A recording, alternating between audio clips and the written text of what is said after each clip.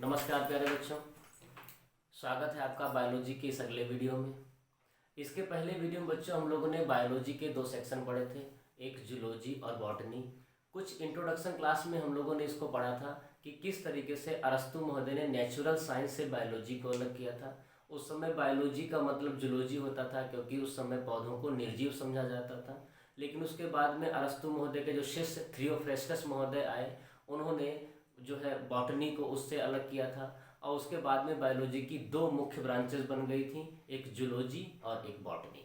Zoology का मतलब क्या है, जंतु विज्ञान क्या है मतलब है, और बॉटनी का मतलब क्या है, वनस्पति विज्ञान। देखो, जंतु विज्ञान में सभी जंतु आते हैं। जंतु का अर्थ जो है मानव भी है, और क्या है वो जानवर भी हैं, और कीड़े मकोड़े भी हैं। ठीक है, तो हम लोग बायोलॉजी के दूसरे सेक्शन जूलॉजी से स्टार्ट करेंगे। और आज हम लोग जो जंतु हैं, जीव जंतु हैं, उनकी जो बहुत मूलभूत निर्माण इकाई है कोशिका, और उसके बारे में हम लोग आज इसका अध्ययन करेंगे। देखिए बच्चों, जिस प्रकार से किसी बड़े मकान का निर्माण छोटी छोटी ईंटों से मिलकर के बना होता है, ठीक उसी प्रकार से हम लोग जीव जंतु बहुत छोटी छोटी इकाइयों से मिलकर बने होते हैं, जिनको हम लोग कोशिका बोलते हैं। जिनको हम लोग क्या बोलते हैं? कोशिका बोलते हैं। ठीक, देखिए, मकान की जो मूलभूत निर्माण इकाई है वो ईंट है। यानी अगर उसमें मसाला वगैरह ना भी लगे तो भी एक मतलब कमजोर सा मकान का निर्माण हो सकता है। यानी जो मकान के लिए मूलभूत आवश्यकता है वो उसकी ईंट है, उससे उसका काम चल सकता है। ठीक इसी प्रकार से हम लोग की जो मूलभूत निर्माण की इकाई है, सबसे छोटी जो निर्माण की इकाई है वो होती है कोशिका। यानी कोशिका से हमारा पूरा का पूरा काम चल सकता है, पूरे शरीर का। इसमें कोई दिक्कत वाली बात नहीं है। बिल्कुल सिमिलर तुलना है, जिस प्रकार से बिना मसाले के मकान बहुत मजबूत नहीं होगा, बहुत अच्छे ढंग से नहीं वर्क कर पाएगा, ठीक उसी प्रकार से हमारा शरीर बहुत अच्छे ढंग से वर्क नहीं कर पाएगा। लेकिन जो मेन फंक्शनिंग है वो जो है वो ईंट के द्वारा हो जाएगी। ठीक उसी प्रकार से हमारे शरीर की जो मेन फंक्शनिंग है वो कोशिका के द्वारा संपन्न कर ली जाएगी। इसके अगले पार्ट में जब कोशिका का हम लोग पूरा पूरा एक अध्ययन करेंगे, उसके अंदर सब क्या क्या चीज होती हैं उनका अध्ययन करेंगे, तब ये जान पाएंगे कि पूरे शरीर का संपूर्ण काम एक कोशिका के अंदर संभव है।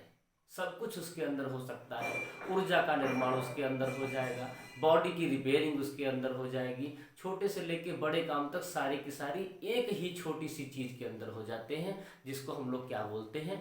कोशिका बोलते हैं। ठीक है, तो हम लोग यहाँ से स्टार्ट करते हैं कि कोई भी जीव जंतु है उसकी सबसे छोटी निर्माण इकाई, यानी सबसे छोटा जिस चीज से मिलकर के बना हुआ है, उसे हम क्या बोलेंगे? कोशिका बोलेंगे। उसे हम क्या बोलेंगे? कोशिका बोलेंगे। चलिए देखते हैं इसको। तो कोशिका, कोशिका की इंग्लिश जो होती है वो होती है सर, इससे कोई बहुत ज्यादा मतलब हम लोगों का नहीं है, साइटो। इसको दूसरा जो वैज्ञानिक इसका नाम कोशिका है वो है साइटो। साइटो को याद रखना बहुत जरूरी है क्योंकि इससे कई सारी चीज बन जाती है। साइटो से बनती है साइटोलॉजी। साइटोलॉजी का मतलब क्या है? कोशिका विज्ञान। कोशिका विज्ञान का मतलब क्या है? जिसमें कोशिका का अध्ययन किया जाता है। आपके छोटे छोटे एग्जाम्स में सीधे आ जाता है कि कोशिका के अध्ययन को हम क्या बोलते हैं, तो उसे हम क्या बोलते हैं? साइटोलॉजी। ठीक, सेलोलॉजी नहीं बोलेंगे क्योंकि सेल जो है वो टेक्निकल साइंटिफिक नेम नहीं है। क्या इसका साइंटिफिक नेम है? साइटो है। तो कोशिका विज्ञान के अध्ययन को हम क्या बोलेंगे? साइटोलॉजी बोलेंगे। आगे हम लोग जो हार्मोन्स वगैरह पढ़ेंगे तो हम क्या पढ़ेंगे? इसको साइटोकाइनिन नामक हार्मोन भी होता है जो कोशिका विभाजन के लिए जिम्मेदार होता है। तो कुछ ऐसे कीवर्ड्स होते हैं जो आगे कैरी चलते साथ साथ चलते हैं, उनको एक बार समझ लेते हैं तो बहुत सारे क्वेश्चंस के आंसर ऐसे खुद ब खुद हो जाते हैं। जैसे हम कई बार बोलते हैं कि जहाँ पर लैक्टिक शब्द का प्रयोग हो वहाँ पर 99% दूध या दही से संबंधित चीजें होंगी। जहाँ पर कार्डियक शब्द का प्रयोग होता है वहाँ पर सब कुछ जो है संबंधित किससे होगा? हृदय से संबंधित होगा। इसलिए कुछ कुछ ऐसे कीवर्ड्स होते हैं जिनको आप पकड़ लें तो जो है गेस करने से भी आप क्वेश्चन का आंसर कर सकते हैं। ठीक उसी प्रकार से साइटो, साइटो का मतलब क्या होता है? कोशिका। तो कोशिका विज्ञान का अध्ययन क्या कहलाएगा? साइटोलॉजी कहलाएगी। क्या कहलाएगी? साइटोलॉजी कहलाएगी। जरा कोशिका के बारे में 3 पॉइंट्स को हम लोग फटाफट समझते हैं, यही बहुत मुख्य 3 पॉइंट है। कोशिका क्या है? किसी भी जीव की रचनात्मक एवं कार्यात्मक इकाई है। रचनात्मक एवं कार्यात्मक इकाई है। रचनात्मक का मतलब बच्चों ये होता है कि किसी भी चीज की रचना मूलभूत रूप से कोशिका से हुई है। फिर से मैं उस उदाहरण को दोबारा दोहराऊंगा, जिसमें एक मकान का निर्माण ईंटों से हुआ है, ठीक उसी प्रकार से पूरे शरीर का रचना, पूरी शरीर की रचना किससे हुई है? कोशिका के द्वारा हुई है। तो ये रचनात्मक इकाई हो गई। पूरे शरीर की रचना किससे हुई है? कोशिका से हुई है। ठीक है, करीब 5 अरब से ज्यादा की कोशिकाएं हमारे शरीर के अंदर होती हैं। लगभग 5 अरब से ज्यादा की कोशिकाएं हमारे शरीर के अंदर होती हैं। ये 5 अरब कोशिकाएं क्या करती हैं? ये सब धीरे धीरे पूरा जोड़ करके क्या है, पूरे शरीर का निर्माण कर देती है। ठीक उसी प्रकार से जिससे क्या होती है, लाखों ईंट मिलकर के एक बड़े भवन का निर्माण करती है। इसमें किसी को कोई दिक्कत नहीं होनी चाहिए। अगला वर्ड है कार्यात्मक। कार्यात्मक मतलब है कार्य करने में सक्षम। इसके पहले हमने आपको इसको एक्सप्लेन करने का प्रयास किया था कि एक कोशिका के अंदर मनुष्य के लिए, या मनुष्य से ज्यादा एक अच्छा शब्द है किसी जीव के लिए, किसी एक कोशिका के अंदर किसी भी जीव के लिए वो सभी के सभी कार्य संपादित हो जाते हैं जो उसको जीवित रहने के लिए या उसके प्रजनन के लिए, उसके अन्य कामों के लिए जिम्मेदार होते हैं। यानी उसके अंदर सारे के सारे लगभग काम हो जाएंगे। कुछ बात समझ में आ रही है? थोड़ा एक छोटा सा उदाहरण देने का मैं प्रयास करूंगा। जैसे मकान है, आपके एक मकान में एक आपका ड्राइंग रूम होता है, एक आपका गेस्ट रूम होता है, एक आपका किचन होता है, एक आपका बाथरूम होता है। ठीक है, किसी एक रूम से आपके सारे के सारे काम नहीं चल सकते। किसी एक रूम से आपके सारे के सारे काम नहीं चल सकते। अब आप कल्पना करें, हालांकि ऐसा होता नहीं, आप कल्पना करें एक ऐसा रूम बड़ा सा बना लें जिसमें सारी व्यवस्थाएं हों, मतलब लगभग सारी व्यवस्थाएं हो जाए। जैसे आपका बेड भी उसमें पड़ जाए, कोने में एक बाथरूम हो जाए, उसमें एक किचन हो जाए, छोटा सा गेस्ट रूम हो जाए, छोटा सा सोफा पड़ जाए, तो आप कहोगे कि इस एक अकेले कमरे से ही पूरे मकान का काम थोड़ा बहुत चल सकता है। ठीक इसी प्रकार से एक कोशिका के अंदर वो सभी काम संपादित हो जाते हैं जो एक जंतु के लिए, एक जीव के लिए आवश्यक होते हैं। अब मैं समझ पा रहा हूं कि शायद आप लोगों को मेरी बात समझ में आ रही होगी। ठीक है, तो एक कोशिका क्या है? रचनात्मक इकाई है। पूरे के पूरे शरीर का निर्माण कोशिका के द्वारा हुआ है, ये बात समझ में आ गई। दूसरी सबसे बड़ी जो खासियत है, ये कार्यात्मक इकाई भी है। इसका मतलब इसके अंदर वो सभी कार्य संपादित हो सकते हैं, वो सभी काम हो सकते हैं जो एक जीव के लिए आवश्यक है। ठीक है, मूलभूत सभी काम हो जाएंगे, सभी काम इसके अंदर हो सकते हैं। इसलिए रचनात्मक और कार्यात्मक इकाई है।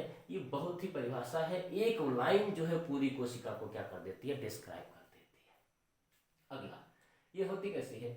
ये अर्धपारगम झिल्ली के द्वारा ढकी होती है। ठीक, ये कोशिका जो होती है, छोटी सी सेल्स कोशिका होती है, इसके ऊपर अर्धपारगम झिल्ली का एक छोटा सा आवरण होता है। अर्धपारगम झिल्ली को क्या बोलते हैं?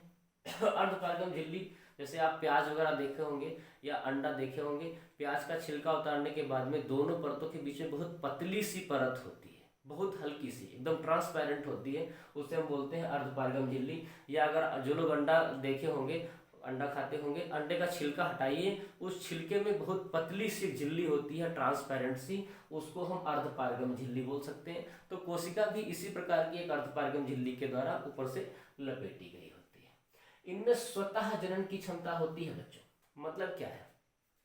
ये अपनी जैसी दूसरी कोशिकाओं का निर्माण अपने आप कर लेती हैं, इनको किसी भी सहारे की जरूरत नहीं। हालांकि पहले वर्ड में हमने सब कुछ डिस्क्राइब कर दिया था, इसमें कह दिया था हमने कि ये लगभग मूलभूत सारे काम कर लेती हैं, लेकिन फिर भी ये एक अपनी जैसी दूसरी कोशिका का निर्माण अपने आप कर लेती हैं, उन्हें दूसरी कोशिका की कोई आवश्यकता नहीं पड़ती है। लेकिन एक बात ध्यान रखिएगा, कोशिका का, ये नई कोशिका का निर्माण कब कर पाएंगी? जब पहले से कोई कोशिका अवेलेबल होगी, है ना। ये नहीं है कि यहाँ पर कोई कोशिका नहीं है और वो नई एकदम फ्रेश कोशिका नहीं पैदा कर सकती है। पहले से जो अवेलेबल सेल्स हैं, जो पहले से उपलब्ध कोशिकाएं हैं, उनसे दूसरी नई सिमिलर उसी प्रकार की कोशिकाओं को वो क्या कर सकते हैं, दे सकते हैं, उनका प्रजनन कर सकते हैं। तो इतनी बात आप लोग को समझ में आ गई होगी। ठीक है, तो कोशिका क्या है? कोशिका बहुत सबसे छोटी इकाई है। वो क्या है? वो रचनात्मक कार्यात्मक दोनों प्रकार की इकाई है। ये अर्धपारगम झिल्ला ढकी होती है और इसके अंदर स्वतः जनन की क्षमता होती है। ठीक, अब आगे हम लोग बढ़ते हैं। कि कोशिका की संख्या के आधार पर हम लोग जंतुओं का छोटा सा वर्गीकरण कर सकते हैं, जंतुओं का छोटा सा वर्गीकरण कर सकते हैं। तो कोशिका की संख्या मतलब कुछ ऐसे जीव होते हैं जिनके अंदर केवल और केवल एक कोशिका पाई जाती है। ऐसे जीवों को हम क्या बोलते हैं? एक कोशिकीय जीव। अभी हमने आपको बताया कि मनुष्य में लगभग 5 अरब या उससे ज्यादा कोशिकाएं होती हैं, लेकिन कुछ जीव ऐसे होते हैं जिनके अंदर केवल एक ही कोशिका होती है, उनको हम क्या बोलते हैं? एक कोशिकीय जीव। बताने की जरूरत ही नहीं है, नाम खुद को कहा काफी है। एक कोशिकीय जीव क्या होते हैं? जिनके अंदर केवल एक कोशिका पाई जाती है। इनके नाम बहुत फेमस है, अमीबा है, पैरामीशियम है, यूग्लिना है। ये सब बहुत छोटे छोटे जीव होते हैं, केवल एक कोशिका से बने होते हैं। अब आप बात समझ गए होंगे, अगर सारे काम उस कोशिका के अंदर नहीं हो रहे होते तो एक कोशिका से किसी जीव का काम कैसे चलता।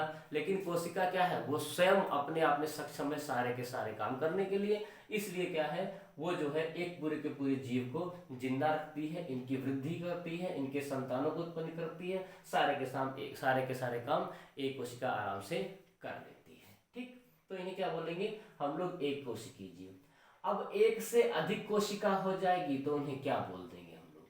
बहुकोशिकीय जीव बोल देंगे। अभी हमने आपको उदाहरण दिया, हम लोग क्या है? गाय, भैंस, बकरी, मेढक, ये सब क्या है? ये सभी बहुकोशिकीय जीव हैं, क्योंकि इनके अंदर एक से अधिक कोशिका पाई जाती है। अपने लोगों के अंदर तो अरबों कोशिकाएं पाई जाती हैं। ठीक है, तो कोशिका की संख्या के आधार पर हम लोग इसको दो प्रकार से बांट सकते हैं। एक कौन? एक कोशिकीय जीव, और दूसरे कौन से? बहुकोशिकीय जीव। ठीक अब इस चर्चा को आगे बढ़ाते हैं और जानते हैं कि कोशिका की खोज कैसे हुई, कैसे जानकारी मिली कि किस प्रकार से कोशिका जो है वो बिल्कुल एकदम रचनात्मक छोटी छोटी क्रियात्मक इकाई है किसी भी जीव के लिए। ठीक, तो सबसे पहले रॉबर्ट हुक, 16वीं 17वीं शताब्दी के आसपास की बात है, रॉबर्ट हुक महोदय ने एक ओक का पेड़ होता है, ओक का पेड़ कहा जाता है, उस पेड़ की कार्क, कार्क जानते हो ना, ढक्कन कह सकते हैं, बोतल के ऊपर कार्क लगी होती है, ढक्कन बंद किया तो उसे कार्क बोलते हैं। उस जो है कार्क को लेकर के उन्होंने अपने सूक्ष्मदर्शी यानी माइक्रोस्कोप के द्वारा उसको देखा और उसमें देखा कि उसके अंदर बहुत छोटी छोटी कोठरियां बनी हुई थी, सेल्स बनी हुई थी। कैसी कोठरी बनी हुई थी आपको बता दें, आप सबने मधुमक्खी का छत्ता देखा होगा, तो उसके अंदर जो है वो ऐसे ऐसे इस डिजाइन की छोटी छोटी कोठरियां टाइप की बनी होती हैं। ठीक है, और उन्होंने तब ये निर्णय करके बता दिया कि जितनी भी चीजें होती हैं उन सभी के अंदर ये छोटी छोटी रचनात्मक इकाई पाई ही पाई जाती हैं। क्योंकि ये कोठरी जैसी देखने में लगती हैं, छोटे छोटे सेल देखने में लगती हैं, इसलिए उन्होंने इसका नाम क्या रख दिया था? ये सेल। यानी प्रत्येक भी जीव जंतु जो है वो किससे मिलकर के बन जाएगा? सेल से मिलकर बन जाएगा। सेल नाम क्यों रखा गया? क्योंकि छोटी छोटी कोठरियां टाइप इसके अंदर थी। ठीक है, लेकिन रॉबर्ट हुक ने जो लिया था वो पेड़ की ओक के पेड़ की कार्क थी, यानी एक जो है सूखा चीज थी, इसलिए रॉबर्ट हुक को जो कहा जाता है, इन्होंने निर्जीव कोशिका की खोज की थी। कहीं पे लिखा होगा? नहीं लिखा है, निर्जीव कोशिका की खोज की थी। अगर ये कहा जाए कि कोशिका की सर्वप्रथम खोज किसने की थी, तो ऑफ कोर्स रॉबर्ट हुक ने की थी। इनका नाम दूसरे में भी आता है कि निर्जीव कोशिका की खोज किसने की थी, तो किसने की थी? तो भी रॉबर्ट हुक ने की थी। क्यों? ये इसका आंसर अगले आपको लाइन में मिल जाएगा। इसके बाद में एंटोनी वॉन लीवेनहॉक, जिनको जीवाणु विज्ञान यानी बैक्टीरियोलॉजी का जनक कहा जाता है, एंटोनी वॉन लीवेनहॉक, जिनको जीवाणु विज्ञान यानी बैक्टीरियोलॉजी का जनक कहा जाता है, उन्होंने जीवित कोशिका की खोज की थी। जीवित कोशिका का मतलब हम सभी लोग। उन्होंने ये बताया था कि जीव जंतु जो है, हम सभी लोग जीवित प्राणी भी कोशिकाओं से मिलकर के बने होते हैं। तो बात जब आती है जीवित कोशिका की खोज की, तो क्या नाम उनका होगा? Antony von Leeuwenhoek. और जब बात करेंगे निर्जीव कोशिका की या केवल कोशिका की, तो किसका नाम आ जाएगा? रॉबर्ट हुक का। याद रहेगा, Robert Hooke, Antony von Leeuwenhoek. ठीक, तीसरा कोशिका सिद्धांत। स्वान व स्लाइडेन नामक दो वैज्ञानिक थे। स्वान व स्लाइडेन नामक दो वैज्ञानिक थे जिन्होंने कोशिका सिद्धांत दिया था। कोशिका सिद्धांत कोई ऐसा सिद्धांत नहीं जिसको बहुत समझा जाए। ये सिद्धांत यही कहता है कि प्रत्येक जो जीवित प्राणी है वो सभी छोटी छोटी, जिसकी चर्चा हमने स्टार्टिंग में की थी, जो प्रत्येक जीवित प्राणी है वो छोटी छोटी कोशिकाओं के द्वारा मिलकर के बना हुआ है। यही कोशिका सिद्धांत है। वही रचनात्मक इकाई है, यही कार्यात्मक इकाई है। स्वतः जनन कर लेते हैं। पुरानी कोशिकाएं हैं वो नई कोशिका का निर्माण कर लेते हैं, लेकिन फ्रेश कोशिकाएं अकेले कोई नहीं बना सकता। यही कोशिका सिद्धांत है। किसने दिया था? स्लाइडेन व स्वान ने दिया था। अब तीनों चीज को याद करने के लिए छोटी सी ट्रिक याद कर सकते हो आप लोग। हुक, हॉक, स्वान। क्या याद कर सकते हैं? हुक, हॉक, स्वान।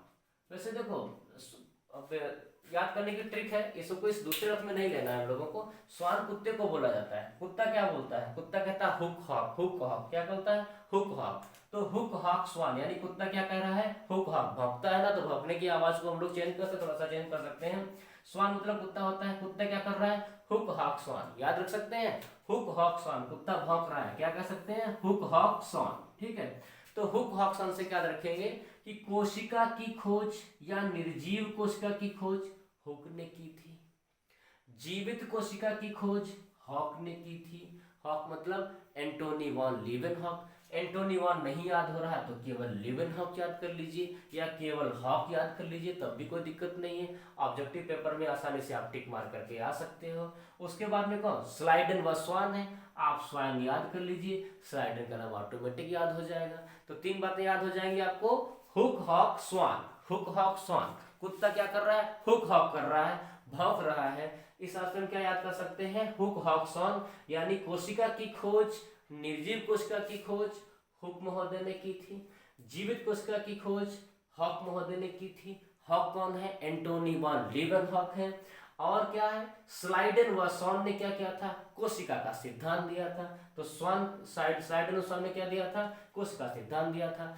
आशा करते हैं ये तीनों चीज आपको इस ट्रिक से आसानी से याद हो जाएंगी। हुक, हॉक, स्वान से आप लोग इसको याद कर लोगे। ठीक, आगे कोशिका दो प्रकार से डिवाइड कर ली जाती है, एक प्रोकैरियोटिक और एक यूकैरियोटिक। एक प्रोकैरियोटिक और एक यूकैरियोटिक। देखो बच्चे इस जो है शब्द से बहुत घबराते भी हैं। जो नॉन बायोलॉजी फील्ड के बच्चे हैं, मैथमेटिक्स से आए हुए हैं, उनको इन सबसे बड़ा जो है डर लगता है कि प्रोकैरियोटिक क्या है और यूकैरियोटिक क्या है। तो आज हम आपको इसका ऐसे समझा देंगे कॉन्सेप्ट के साथ कि आप कभी भी भूलोगे नहीं और याद भी आपको तुरंत हो जाएगा। प्रोकैरियोटिक का पोस्टमार्टम करो फटाफट। क्या पोस्टमार्टम हुआ? Pro plus carrion. Pro plus carrion. Pro का मतलब होता है प्राचीन। प्रो का मतलब क्या होता है? प्राचीन। अब कैरियन का मतलब क्या होता है? केंद्रक। यानी क्या? प्रोकैरियोटिक कोशिकाएं कैसी होंगी? प्राचीन कोशिकाएं होंगी। प्रोकैरियोटिक कोशिकाएं कैसी होंगी? प्राचीन कोशिकाएं होंगी। प्राचीन का मतलब ये नहीं 100-200 साल पुरानी कोशिकाएं होंगी, नहीं। प्राचीन का मतलब है जो बहुत विकसित नहीं होंगी। आज से 1000-2000 साल पहले, 3000 साल पहले क्या आदमी इतना विकसित था? नहीं। तो उसे क्या बोलते हैं? प्राचीन बोलते हैं। आ गई बात समझ में? ऐसे अगर प्राचीन कोशिका की बात करेंगे, ठीक है, तो क्या इसका नाम आ जाएगा? प्रोकैरियोटिक, प्राचीन कोशिका। यानी इसकी ये जो कोशिकाएं होंगी ये बहुत ज्यादा विकसित नहीं होंगी। आगे देखो, कैरियन का मतलब केंद्रक। यानी इन प्रोकैरियोटिक कोशिकाओं के अंदर जो केंद्रक पाया जाएगा वो प्राचीन होगा। प्राचीन का मतलब बच्चों पुराना बिल्कुल नहीं है। प्राचीन का मतलब है अल्प विकसित, जो बहुत कम विकसित होगा। इसके अंदर केंद्रक जो है या तो नहीं होगा या तो बिल्कुल ना के बराबर होगा, अल्प विकसित होगा। तो ऐसी सरल कोशिकाएं जिनके अंदर केंद्रक बिल्कुल अल्प विकसित होता है या नहीं होता है उन्हें क्या बोलते हैं? प्रोकैरियोटिक बोलते हैं। जैसे जीवाणु, सब लोग समझते हो जीवाणु क्या होता है? नील हरित शैवाल सब लोग समझते हो, नहीं तो शैवाल वगैरह आपको, शैवाल, कवक, फंजा ये सब आपको पढ़ाएंगे आगे। ठीक है, तो प्रोकैरियोटिक कोशिकाएं कौन सी कोशिकाएं होंगी? प्रोप्लस-कैरियन यानी प्राचीन केंद्रक, यानी ऐसी कोशिकाएं जिनके अंदर केंद्रक कैसा होगा? वो पुराना नहीं होगा। केंद्रक कैसा होगा? वो अल्प विकसित होगा, जो विकसित अच्छे ढंग से नहीं है। जीवाणु और नील हरित शैवाल में पाया जाएगा। आगे बढ़ जाते हैं। यूकैरियोटिक कोशिकाएं, इसका पोस्टमार्टम कर डालिए। यू कैरियोटिक वाला वही मामला है, कैरियन। यू का मतलब होता है वास्तविक, क्या मतलब होता है, वास्तविक। और केरण का मतलब क्या होता है, केंद्रक। यानी इसके अंदर जो केंद्रक पाया जाएगा वो वास्तविक केंद्रक होगा, फंक्शनिंग होगा, यानी अच्छे से काम कर रहा होगा और विकसित होगा, वेल डेवलप्ड होगा। अब बात आपको समझ में अच्छे ढंग से आ चुकी होगी कि प्रोकैरियोटिक में जो केंद्रक होगा वो अल्प विकसित होगा या नहीं होगा, और यूकैरियोटिक में जो केंद्रक होगा वो वास्तविक होगा, यानी अच्छे ढंग से फंक्शनिंग होगा और अच्छे ढंग से विकसित होगा। जैसे हम लोगों में मानव, जंतु, गाय, भैंस, घोड़ा, मेढक, इनमें सब में क्या पाई जाएंगी, यूकैरियोटिक कोशिकाएं पाई जाएंगी। और प्रोकैरियोटिक में कौन सी पाई जाएंगी, जीवाणु, नीलहरी शैवाल आदि में प्रोकैरियोटिक कोशिकाएं पाई जाएंगी। ठीक है, आशा करते हैं ये कॉन्सेप्ट एकदम आप लोग का क्लियर हो चुका होगा। जो बायोलॉजी के फील्ड के बच्चे नहीं हैं उनको भी ये बात पूरी पूरी समझ में आ चुकी होगी कि क्या होते हैं प्रोकैरियोटिक और क्या होते हैं यूकैरियोटिक। ठीक है, लास्ट के 2 मिनट। देखिए, इस वीडियो से आपको हर एग्जाम में कम से कम 1 या 2 क्वेश्चन देखने को जरूर मिल जाते हैं। ठीक, देख लेते हैं। क्वेश्चन आता है कि सबसे बड़ी कोशिका कौन सी है। ये सब बच्चों को रटा है, कक्षा 6 वाले बच्चों को भी पता है। सबसे बड़ी कोशिका कौन सी होती है, शुतुरमुर्ग का अंडा। और सबसे छोटी कोशिका कौन सी होती है, तो माइकोप्लाज्मा। सबसे छोटी कोशिका कौन सी होती है, माइकोप्लाज्मा। ठीक, लेकिन ये दोनों जो है वो ओवरऑल पूरे विश्व पर लागू होती हैं। जब हम कहें कि सबसे बड़ी कोशिका, तो मतलब वो पूरे विश्व की बात कर रहा है, सभी प्रकार के प्राणियों की बात कर रहा है। तो क्या आएगा, शुतुरमुर्ग का अंडा। सबसे छोटी कोशिका की बात करते हैं तो पूरे विश्व की सभी प्रकार के जीव जंतु में सबसे छोटी कोशिका क्या है, माइकोप्लाज्मा है। लेकिन वो मानव में पूछ देता है तब बच्चे गलती करके आ जाते हैं, वो शुतुरमुर्ग का अंडा और माइकोप्लाज्म टिक करके चले आते हैं। ठीक, मानव में अगर क्वेश्चन 3 प्रकार के बनते हैं कि मानव के अंदर सबसे बड़ी कोशिका कौन है, तो वो है अंडाशय। सबसे बड़ी कोशिका क्या है, अंडाशय।